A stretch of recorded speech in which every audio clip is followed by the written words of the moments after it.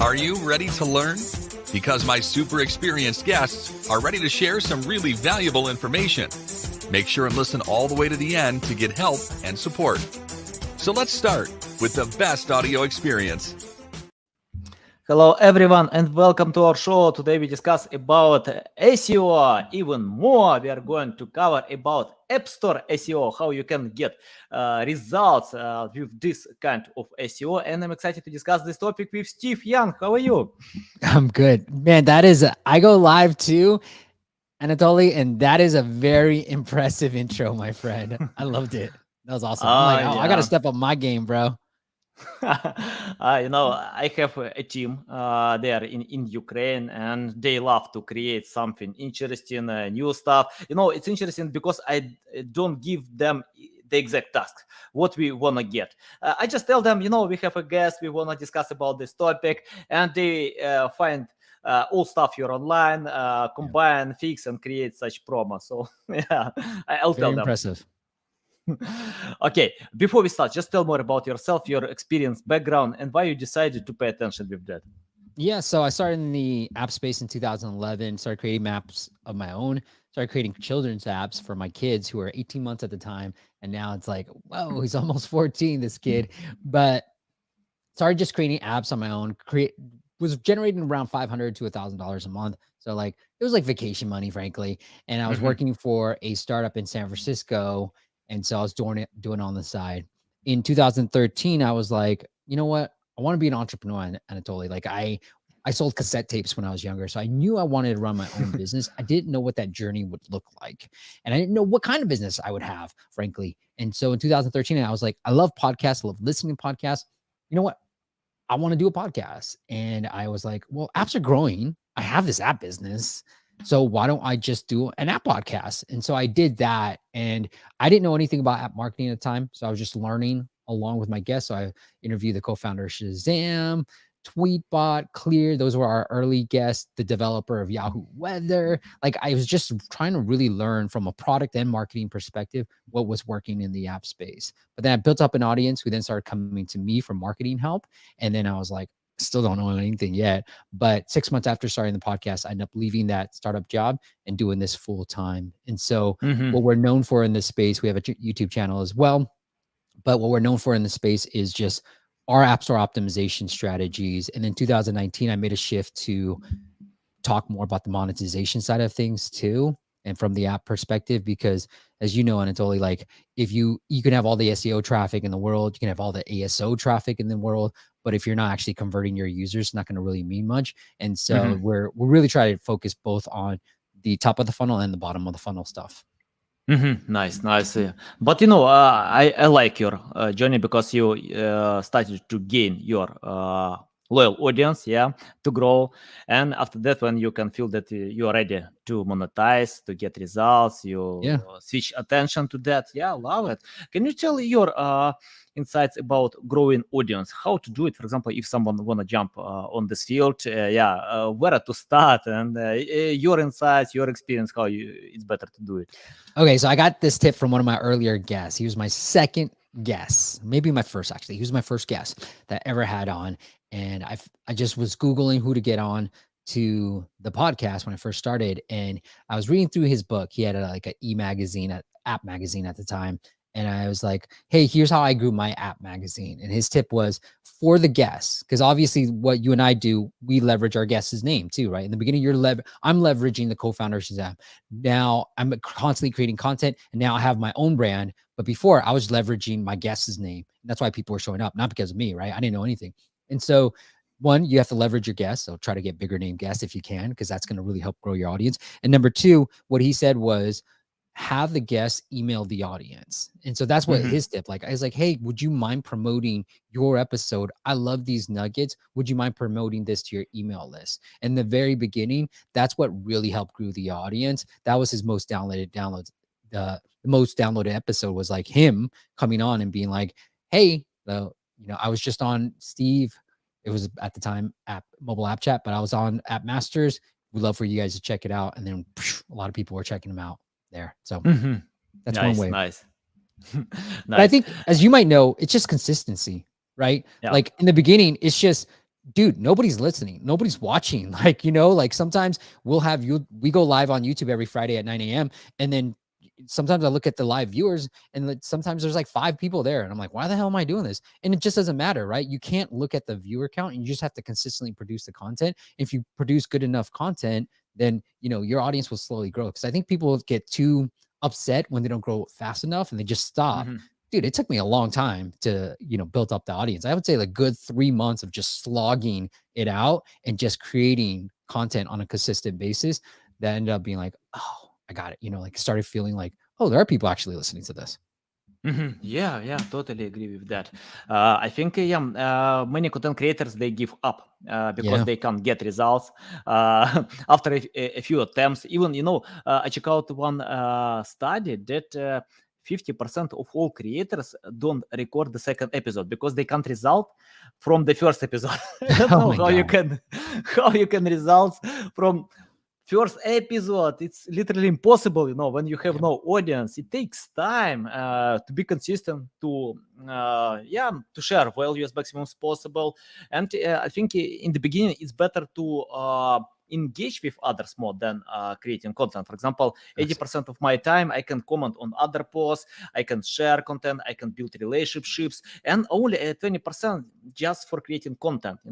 That's normal. When you have a huge audience, you know that your audience can share your content, recommend to others, so you can switch attention, to 80% of your time to create content and 20% with engagement. So it depends. But and I think, for example, when I promoted my Ukrainian channel, I spent a few years without any results. But when we got a lot of subscribers on YouTube, we got big clients, big contracts. That was good time. And when I decided to move to English speaking countries, I think I changed all my approaches that worked in Ukraine didn't work here. So I changed approaches to engage more with others, to build relationships, as we do right now. Yeah, Yeah. we are talking. Yeah, we have such cooperation.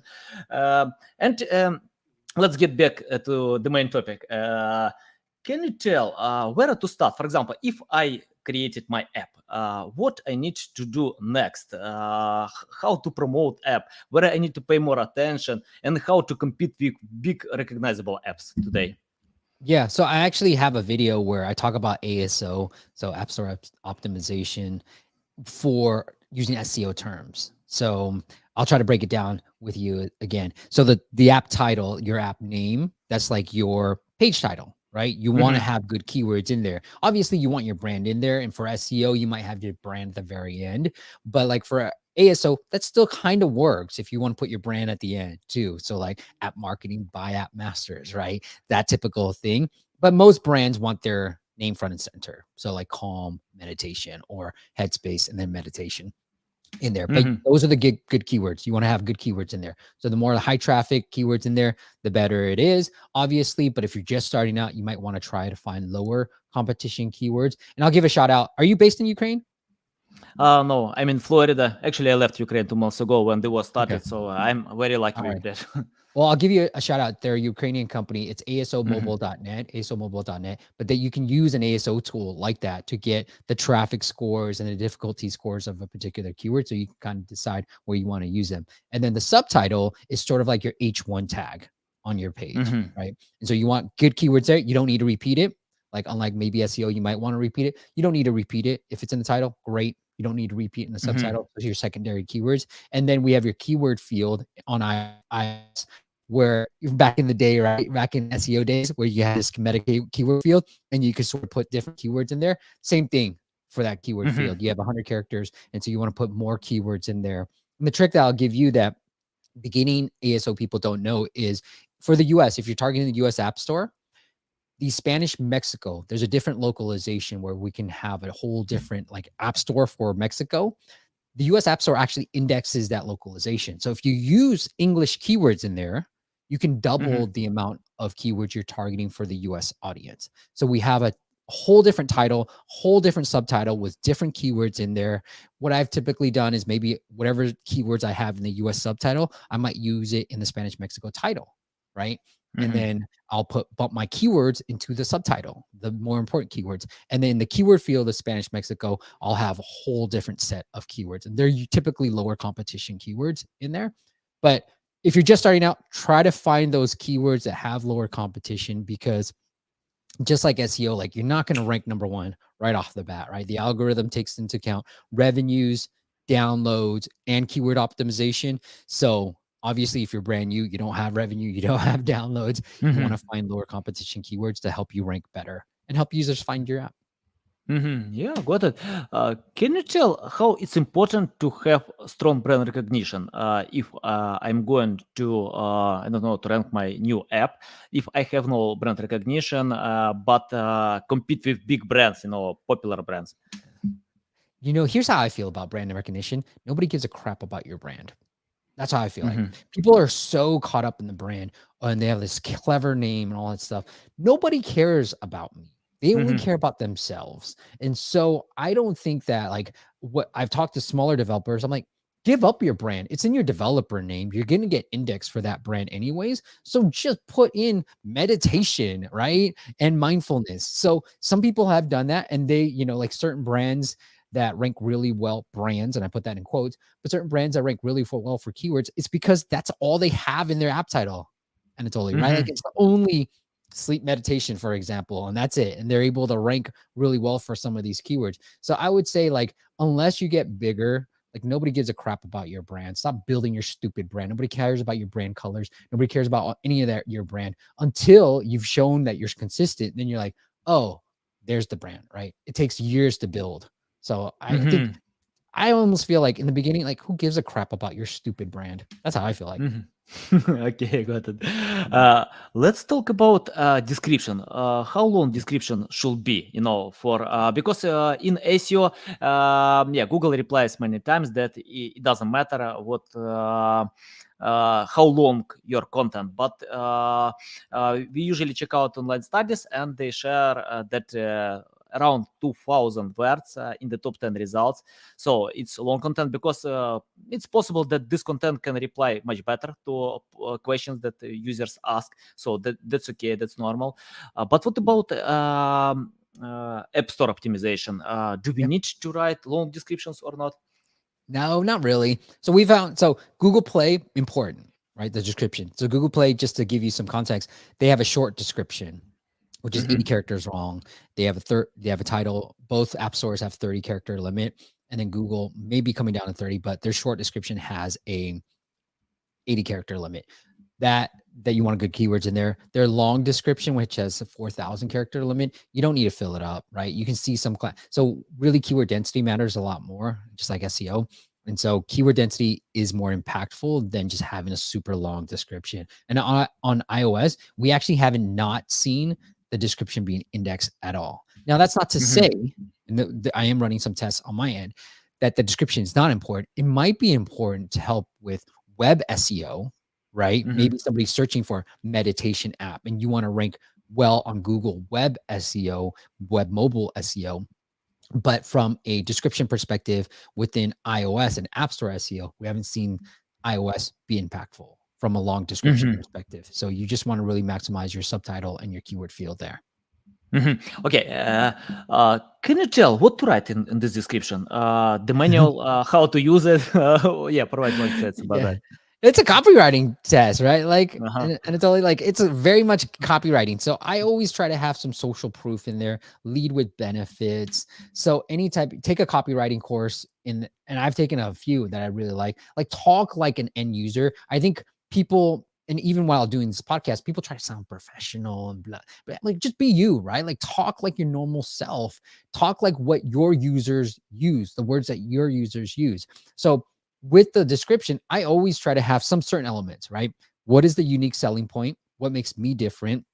Some social proof, and then all the benefits. So it's not like we were looking at one app on our live stream and somebody was like, like easy navigation. And it's like, what? I don't, plan. It allows you to plan if you're a delivery person, allows you to plan different routes and plan it all out. And it's like easy navigation, all that stuff. It's like, look, on his website, I saw save money, deliver more.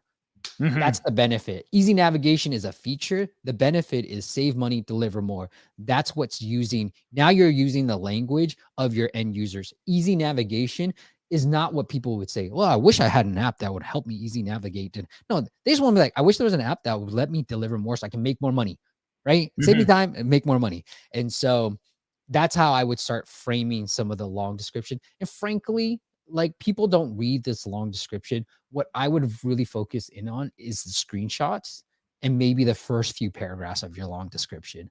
That is what you need to really key in on. But most people will not read a long description. Yeah, got it. Valuable. Okay, let's talk about Android and Apple. Can you tell the main difference between them? Because in the SEO field, we usually pay more attention with Google. Yeah, we can optimize for Bing, DuckDuckGo, but in most cases, webmasters ignore it because, Google has like 92% of whole traffic online. What about Apple and Android store? What do you think? I mean, the main differences are they're pretty similar in that regard, right? I think the key difference is so the optimization, subtitle, title, all that stuff. There's some subtle differences there. You just want to have very important stuff. I think from an interaction perspective, like I don't know where you want to get into. Do you want to get into like the market of both, or do you want to talk more about the optimization and how to change? What do you mean by differences? I mean, like, if we are going to rank on Android and Yeah. on Apple, do we need to consider both when we optimize content, or do we need to consider just one? And I don't know, just provide more insights. If we Yeah, are going, sure. Okay. yeah. I want to make sure I, answer your question properly. Okay. So what I would say if you're trying to reach a bigger market, Android's the way to go, right? If you have a subscription-based app where you're trying to make more money off of just the end user, then iOS is the way to go from that end. And then from a ranking perspective, what we've seen on our end is, iOS tends to, if you're keyword optimized, you got downloads and you're making money, they're going to probably rank you better. On Android, it's like crash. They're more like sophisticated and stuff in terms of like retention, having all these numbers and being more machine oriented, whereas Apple feels a little bit less like, not so much machine is we're gonna have some users and meaning like people who like this app looks good, let's rank them a little bit higher type of feel to it. And so from an optimization standpoint, they're pretty much the same, but from like which one to start off with in terms of like which ones should we optimize first, I would say like the revenue side, if it's subscription, then go on iOS. If you're just trying to purely reach the biggest audience, Android has a way bigger market size than iOS. So that's how I would say. Does that answer your question?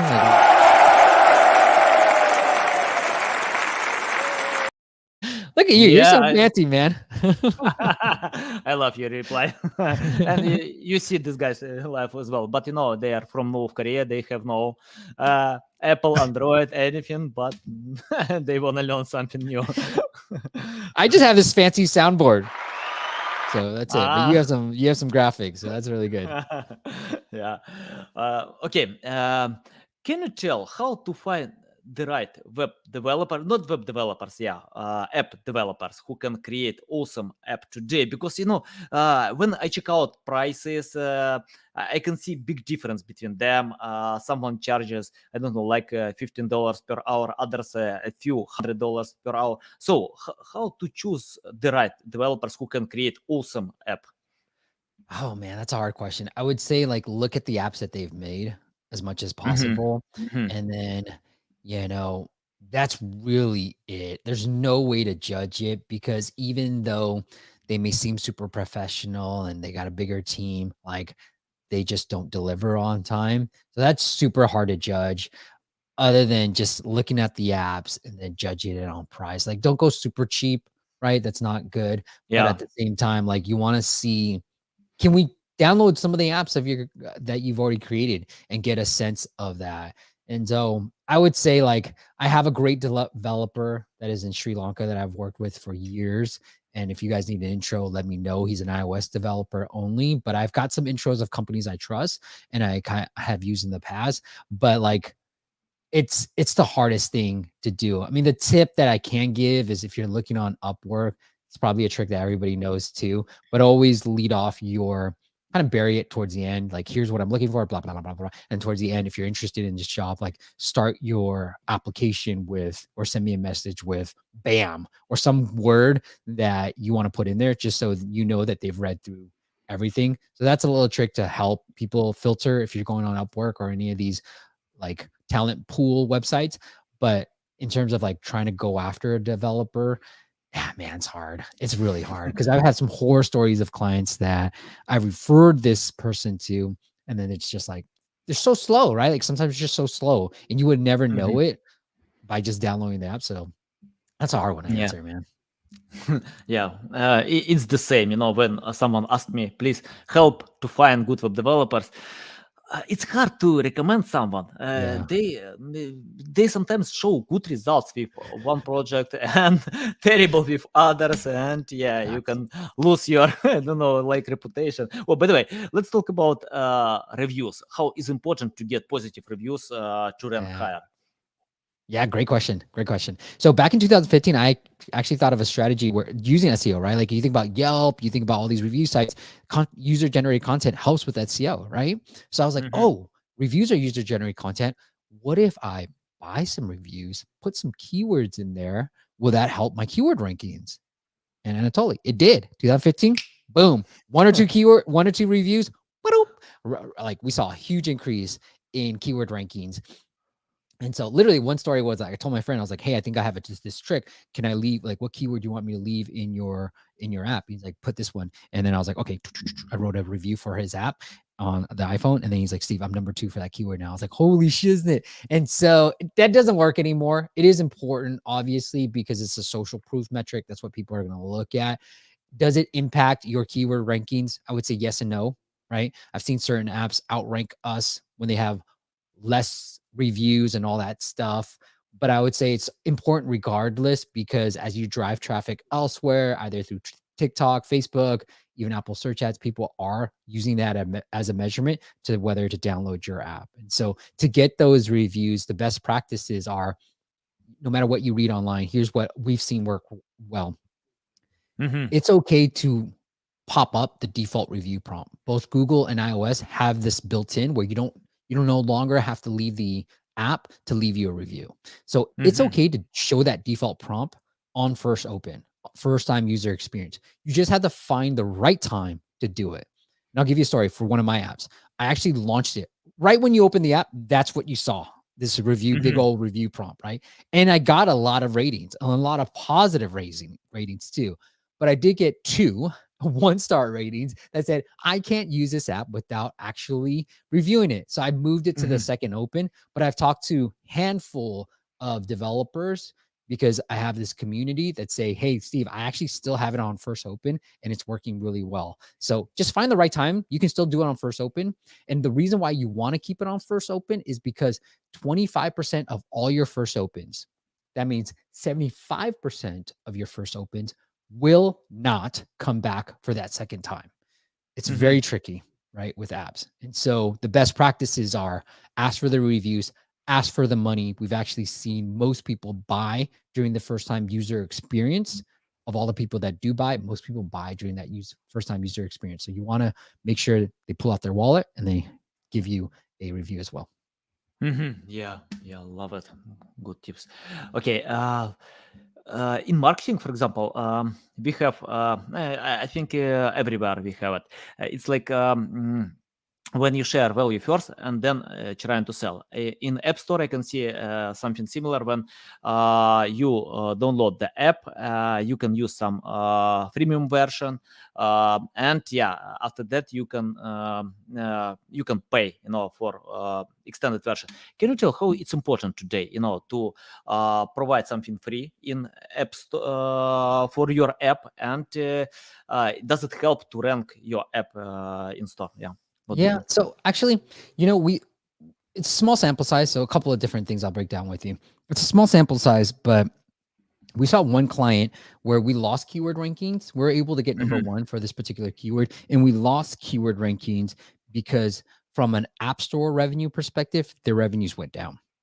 right? Mhm. And then it was in line with when they made the switch. So they made the switch to actually getting people just pull out their credit card rather than going through Apple, right? I don't know how they Mhm. got past this, but they're using like Stripe, right? So according to App Store Connect, the revenues are down. But hey, Apple, we're not paying you 30% more. So like our revenues are actually up, right? We're keeping more of those revenues. So that has an impact, I feel like, revenue. Now, it's not, is it going to make or break your business? No, we went from 1 to 6, right? Like it's not like we went 1 to 100. We went from 1 to 6, right? So keep an eye on the revenues. From your freemium standpoint, we actually seen the opposite. If you think about a download, it's a considered action. I looked at your screenshots. I looked at it. I'm not just nilly-willy downloading apps, right? There's stats out there like most people do not want more apps. Right? So we want an app that we feel like, okay, I actually want to use and I want to have on my phone. So it's a considered action already. It's a very warm lead, right? Mhm. And now what you have to do is now convert them. Now we've seen longer pricing pages, just like you might have seen Anatoly on the web convert better, longer pricing pages, right? If you're selling a course, which I know you have an SEO course, like super long, you got to have all these elements, right? Case studies, modules, blah, blah, blah, blah, blah, blah.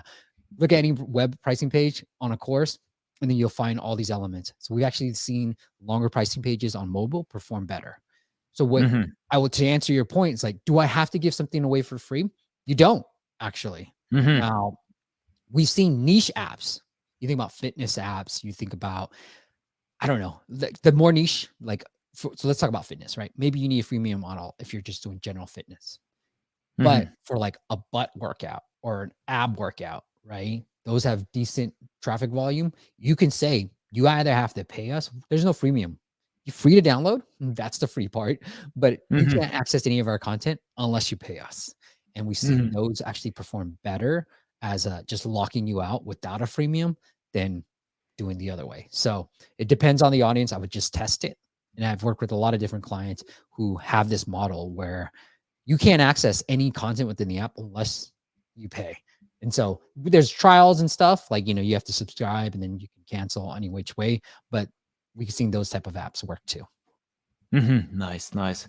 Uh, for example, when I search on Google, I usually open like 3, 5 results from the top 10 because I want to check out different content, different opinions, and I'm looking for the best way. When I'm Yeah. looking something in Apple Store, I download one app. I never open many apps. I don't want to download all of them. Right. Yeah. So how it's important to be first, to have the Yeah. first position. Yeah, provide more insights about that. Yeah. Yeah. No, that's a great question. So we've seen that 80% of all the downloads go to the first 3 positions. Mm-hmm. And then about 60% go to the number 1 position. All right. So Mm-hmm. this is where you want to be. It doesn't matter if you're 5 or 200, or it doesn't matter if you're 10 or 200 for that particular keyword. It won't make a huge impact on your downloads. You want to be in the top 3 as much as possible. Now, Mm-hmm. I think this brings up an interesting point from a brand perspective, right? We've seen maybe Google, like you said, hey, maybe I'm Walmart and I want to rank number 2 for Target. That's decent, right? Not bad. You might get some traction that way. Zero effect on Mm-hmm. ASO. We actually had one client, and this was years ago, but we had one client where we helped him on Google Play, number 2 for all like 5 or 6 of his competitors. We did some optimization. He went from whatever 6 or 7 to number 2 for that all his competitors, and didn't see an increase in downloads. And then because some ASO tools will tell you that, hey, if you rank number 2 for this keyword, you'll get this many downloads, right? Mm-hmm. I want you to be careful with that. If it's branded, it actually has zero impact on downloads. I wouldn't say zero, but minimal impact on Mm-hmm. downloads. But on the ASA standpoint, so Apple Search Ads, which is like Google Ads, it does work a lot because you're the number 1 result. You're no Mm-hmm. longer the number 2. And within the App Store, you can only see top of the fold, like 2 apps show up, right? And so going after your brand on an Apple Search Ads perspective actually does make sense, but ASO perspective, it does not make sense. And those brands actually do convert from tap to install very well. So I would say, Mm-hmm. yeah, that's how I break it down. Yeah, got it. Yeah, valuable. Let's talk about retaining audience. For example, Yeah. when it's the main goal for many websites to keep people longer on when they consume content. For example, social media is the number one goal. For example, for Facebook, LinkedIn, Twitter, or any other social media, because if people consume longer, they buy, check out more paid ads, pay more money. Yeah. What about retaining audience by using your app? Does it help to rank higher with ASO or not? Yeah, I do think so, right? I do. Google, we've seen some retention being an important factor in how you rank. Now, is it like it would move the needle, right? Mhm. Maybe, maybe not. So I actually, when it comes to retention, I actually think there's a couple of different schools of thought. One, if you can get people to pay, they'll pay attention. So monetization actually drives retention. Whereas on the Mhm. web, you might want to give away free content, have a lead gen campaign, do a lot of email drip campaigns, bring in a user, blah, blah, blah, blah, blah, blah, blah, right? So with the app side, it almost feels opposite. If I can get you to pay because your app people are so fickle, then you're more likely to stick in. But you and I, we're going to have to create a lot of content to get people to stick, right? Whereas the app, Mhm. it's totally different. Like, come in, you want to pay us? Stay. Yeah. Okay, cool. One, you're probably going to use us more because you paid. And then two, like if you don't pay and you don't use us, well, shoot, we got your money anyways. Right. So I would Mhm. almost say the counterintuitive.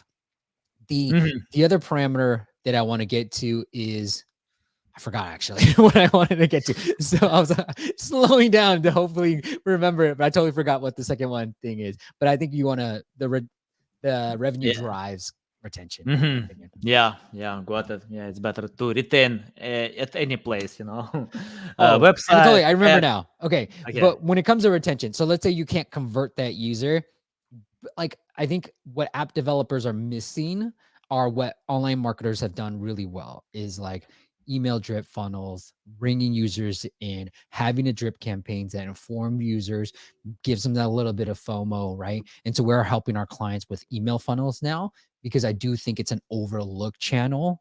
You and I come from the online space, so we understand some of these mechanics, but I think app developers are missing it. So think about email, think about push notifications as a way to re-engage your users and hit them with the FOMO, right? Like use Robert Cialdini's the influence book.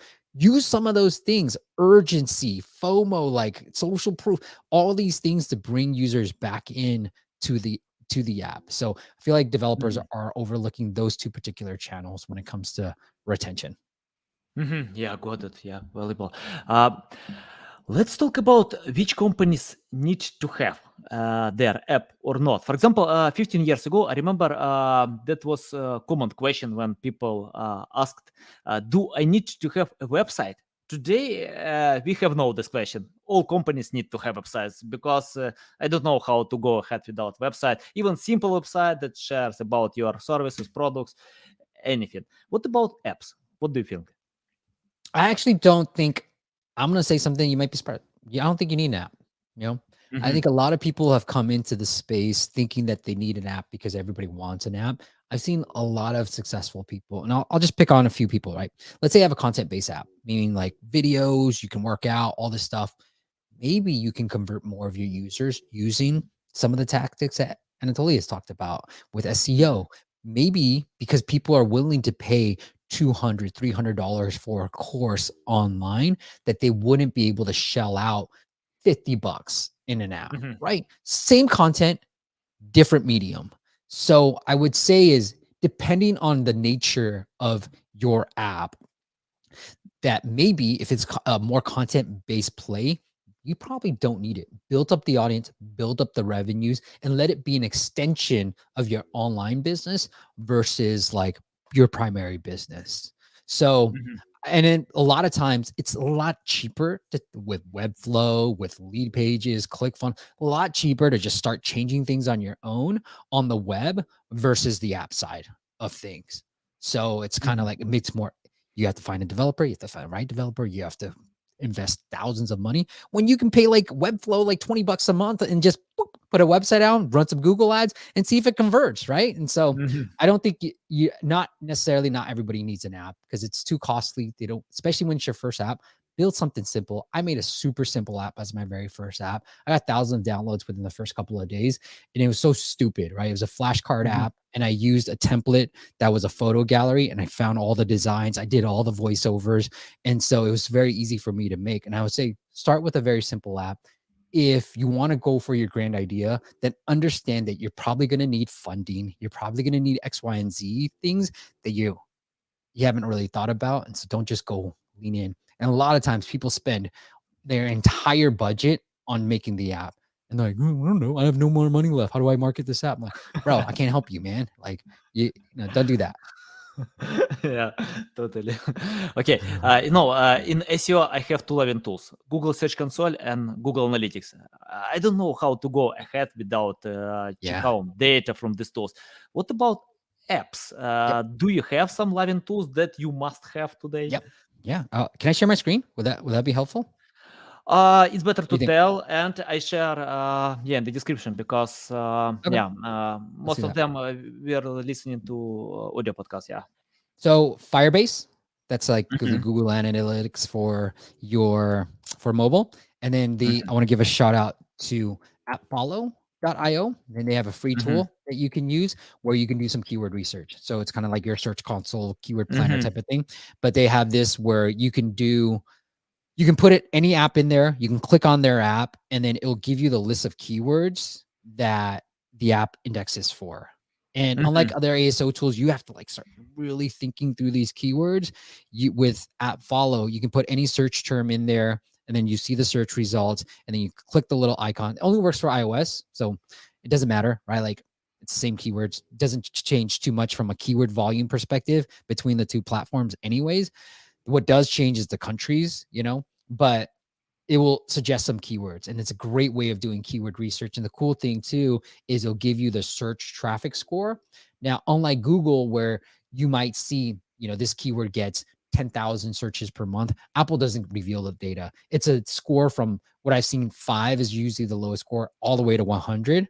We don't know what these numbers mean in terms of monthly search volume. Some ASO tools report this many search volume. I just think it's a calculation between like 55 sort of corresponds to this much. mhm, And so it's hard for us to analyze what these search scores mean, but the higher the better is what I would say, and kind of figure it out mhm. that way.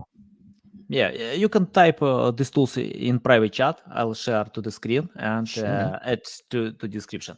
Okay, um, I have the question about future. Can you forecast your future? What kind of future are you expecting to see? Because we can see many things like metaverse. I don't know, probably glasses, probably harmless. I don't know. What do you think about apps? What kind of future we will have with that? Mm. So I don't really predict. I'm not good at that. I'm not one of those, or this is where it's headed. So what I will say is the more niche, the better. And so I do think that the future is still apps. There's a huge space. It's going to continue to grow. But what I would say is focus on more a niche type of play. And where we've seen, like with clients we work with, where their conversion rates are insane, like 20% conversion rates. It's like insane, right? Unheard of. Mhm, Is the more niche and the more of a painkiller that you can make your app, the higher your conversions. And mhm, so I I don't predict the future. I think apps are continuing to grow. I think subscription is where you want to be if you're in the app space. And so that's how I would answer that. But yeah, Yeah, sorry, man. I'm on the same boat, especially when I check out stock prices. And I say, no way, again, you lost money. Warren Buffett shares many times. If you don't invest, that means you are wasting your money. And I Right. always invest, but I am so bad with predictions. I'm listening to Warren Buffett, but I always lose my money with that. Yeah, man. Yeah. But I think it's like, I mean, the future is, frankly, look at what happened in the web, right? Mhm, Like when I started talking in 2019, I was like, nobody's talking about CRO, which mhm. CRO has been around for quite Yeah. some time on the website. side of stuff, right? So I was like, oh, what? I don't think anybody's really talking about CRO from an app perspective. Let me be the first. And so you can start picking up things that have happened on the web that are yet, especially from an agency's perspective, like that have yet to happen on the mobile side. So that's how I start to think about it from an agency perspective. Now, from like a just a product perspective, shoot, bro, I have no idea. Okay, got it. I have the final question about learning. Can you lead our audience how they can learn more about App Store optimization? Sure. What kind of books to read, courses, anything about that? Yeah. I would say, like, plug here, go check out our YouTube channel. It's just appmasters.com/YouTube, Mhm. appmasters.com/YouTube. But we have a lot of playlists. So I've done ASO tutorial. I've done ASO in 2021, ASO in 2022. And so we really break down our entire playbook on how to do ASO for the app stores and how to do key research, all that stuff. So that's what I would say. There aren't any real good books on the ASO topic. I think I might have an ebook that I've published on Amazon, but I wouldn't say that they're like that. My ebooks, if you find it, it's still good. Some of the principles still hold today, but I would say just get started. If you know what I would also say is ASO, I've worked with clients doing really well, right? Their ASO sucks. Okay. It just completely sucks. But they rank for really good keywords. And that's Uh-huh. because they understand their funnel, right? They know if I pay users to come in from Facebook, from Google, from all this stuff, I know how to convert users. And then they're able to rank for some ridiculous keywords with the crappy ASO. So it's like, Mhm.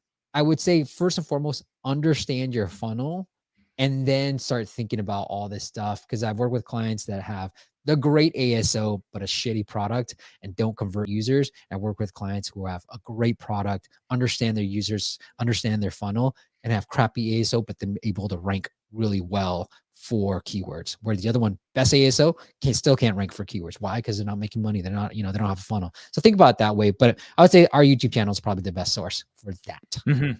Okay, you can type your YouTube channel. I'll share Sure, it man. in the description below.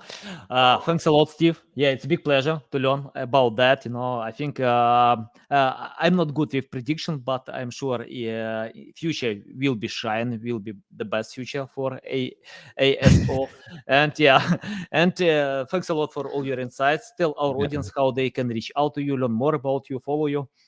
Yeah, just go to appmasters.com or just check out our YouTube channel. That's pretty much easy.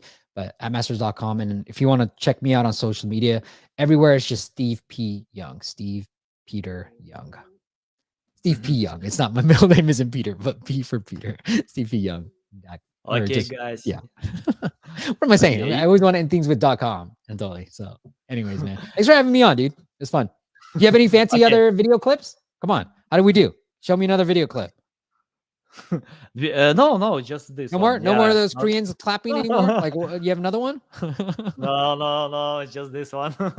The intro, that's it. Yeah, but I understand. I need to tell my web video designers to create some final promo. Why not? I'll tell them. Awesome, man. Okay. Yeah. Okay, Steve. Thanks a lot. Yeah, it's a big pleasure to get on my show to learn a lot from you.